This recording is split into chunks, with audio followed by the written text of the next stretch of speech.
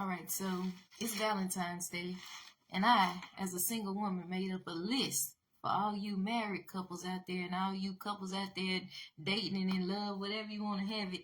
I made up a list of stuff that y'all need to stop doing on Valentine's Day because it's making us single people feel very well single.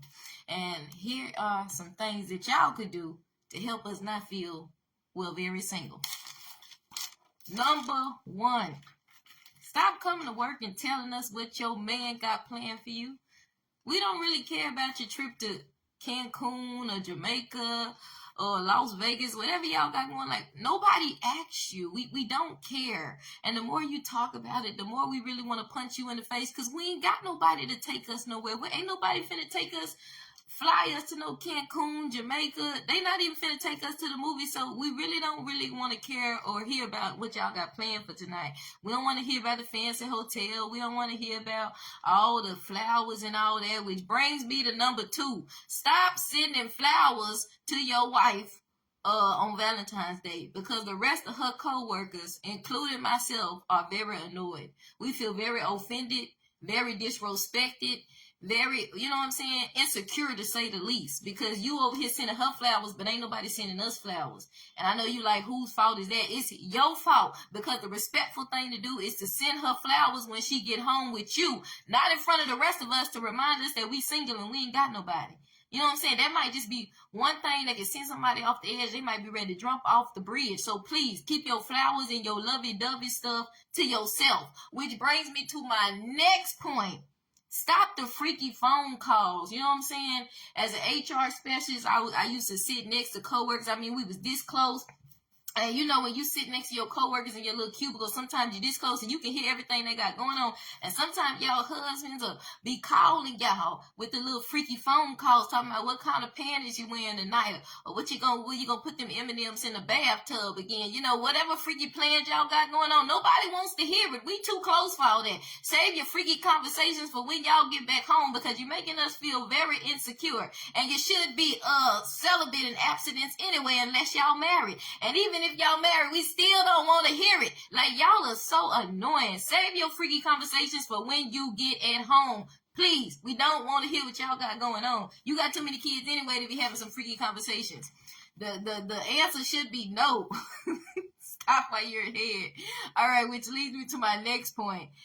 The stupid nicknames have to stop. Come on now. Y'all like 30, 35, 40, 45, on up to in your 50s. Y'all not in high school no more with the Pookie, the big booty Judy, the baby so chocolate she looking good, old Mr. Chocolate and Mr. Good Boy. Y'all too old for these nicknames. We not in high school no more. Y'all too old to be calling each other Cherry Head and Yellow Bone and I'm gonna pop it tonight and all this. Y'all doing too much with the nickname. Just call each other your government name. That's it, because y'all offending the rest of us. We ain't got nobody to call us licorice and sweet candy and sweet potato pie and looking like that and, you know, lollipop and all that. We don't have nobody to call us that. So therefore, y'all can't have nicknames either. Just call each other your government names around us until you get home. Okay? Now, which leads me to the next point. Stop the kissing in public. This one get on my nerves the most. Y'all husbands will come up there for them females and y'all married and in these relationships. You shouldn't be kissing either way.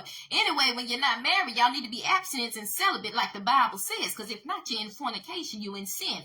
But y'all need to stop kissing in public because it's making us feel very single and I don't like it. Okay? And is he paying any bills or is you his sugar mama? Because I don't like it. Okay? And even if he is a good man, I still don't like it. I don't approve of it. It's not public approval. It makes us feel very insecure, very single, very uncomfortable when he come over there. I had a coworker, her husband, I would come in, bring her some flowers and kissing all, bending all down, kissing on the cheek. Listen, there's a hotel up the street. Wait till y'all get home for all this, because the rest of us single folks ain't got time for y'all lovey-dovey atmosphere. Like, you need to keep your lovey-dovey freaknik at home. Like, y'all already got too many kids to be doing this in public. Like, you are offending all the singles, including myself. So stop Don't kiss in public, which leads me to my next point. No holding hands. No holding hands. I don't care if y'all going to the steakhouse tonight, Red Lobster. I don't care if y'all work in the same building. Don't hold hands around any of us if we single. Well, how do we know if you single? We not trying to offend y'all. If we look like we probably want to slap everybody, that's probably because we single and we don't have nobody. So stop holding hands and stop kissing in public. Y'all too grown to be holding hands and kissing in public. Y'all doing too much. You doing too much. Which leads me to my next point. Stop rubbing on booties in public. Ain't nobody here to rub on my booty. Ain't nobody here to rub on us singles. You know what I'm saying? So y'all shouldn't be rubbing on each other in public either. Save all that freaky stuff for when y'all get home, because us singles don't want to see it. We ready to punch everybody and their mama right now because we alone and we ain't got nobody, so we mad. So therefore, y'all need to keep your hands to yourself when y'all are around us, because it makes us feel very offended and very insecure. Which leads me to my last point. I know a lot of y'all are planning to go out to the fanciest restaurants tonight. Like I said, the steakhouse. Some of y'all going out to the seafood restaurant. Some of y'all might even, be going out to Red Lobster. Some of y'all flying to Cancun in Jamaica. I just want y'all to know that I hope an earthquake hits, Title 9, 5, at least a 5, I hope it storms. I hope it thunders. I hope any natural disaster takes place so y'all can't fly to Cancun, Jamaica, so you can't go to that steak restaurant, so you can't get out to eat, so y'all can't get dressed up, because nobody else wants to see it. I personally don't want to see it, and I know the rest of the singles don't want to see it too, because it makes us feel very offended and very insecure. But they just too shy to say it. I'm not.